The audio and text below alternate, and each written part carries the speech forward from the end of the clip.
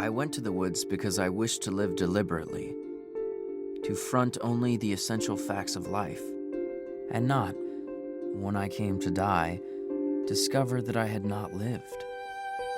I wanted to live deep and suck out all the marrow of life, to live so sturdily and Spartan-like as to reduce it to its lowest terms, and, if it proved to be mean, to get the whole and genuine meanness of it, or if it were sublime, to know it by experience, and to give a true account of it.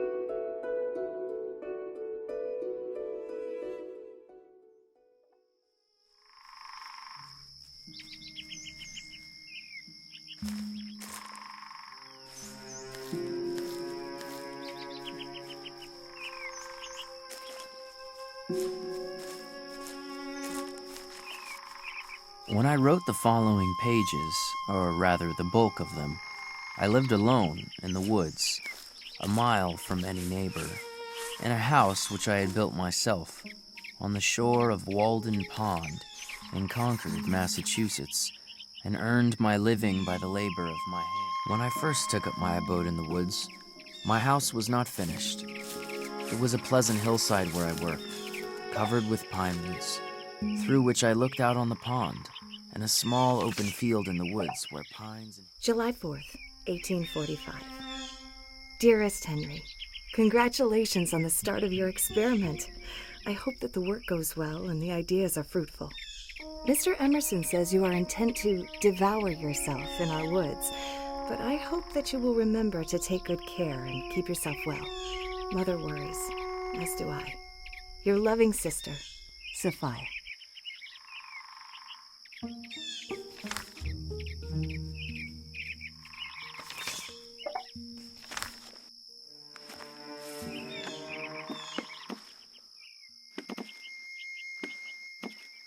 There is some of the same fitness in a man's building his own house that there is in a bird's building its own nest.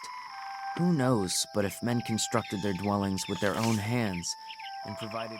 July 1845.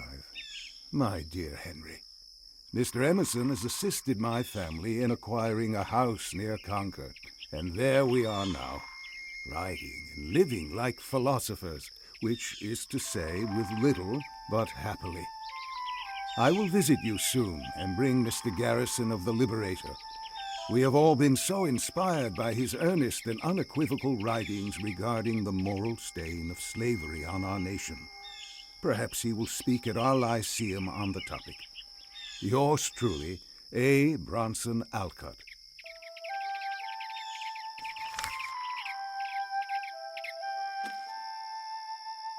"What are you doing now?" Emerson asked. "Do you keep a journal?" "So I make my first entry today."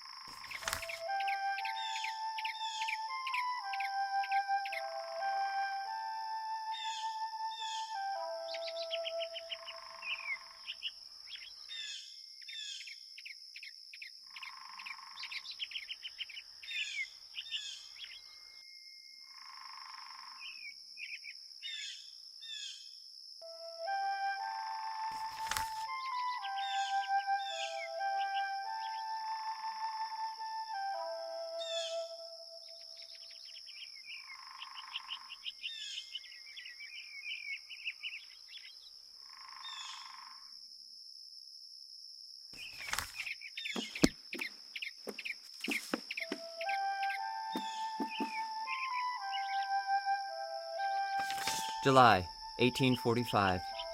Dear Mr. Thoreau, my employer, Dr. Agassiz, was happy to meet you last month with Mr. Emerson, and was quite impressed with your knowledge of local biology.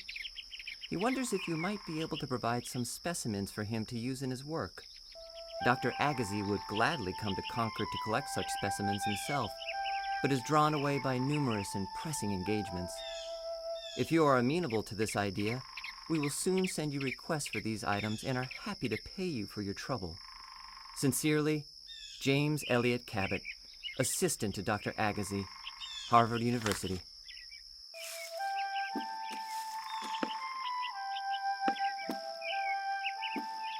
Interesting.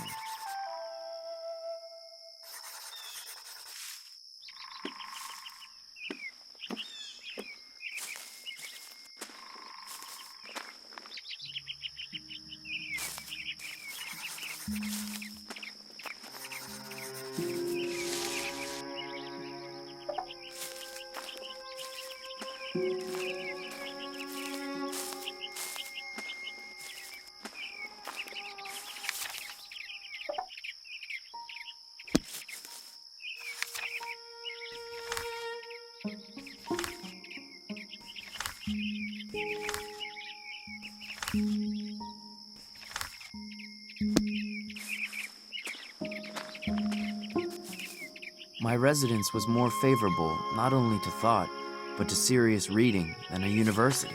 And though I was beyond the range of the ordinary circulating library, I had more than ever come within the influence of those books which circulate. The grand necessity, then, for our bodies is to keep warm, to keep the vital heat in us.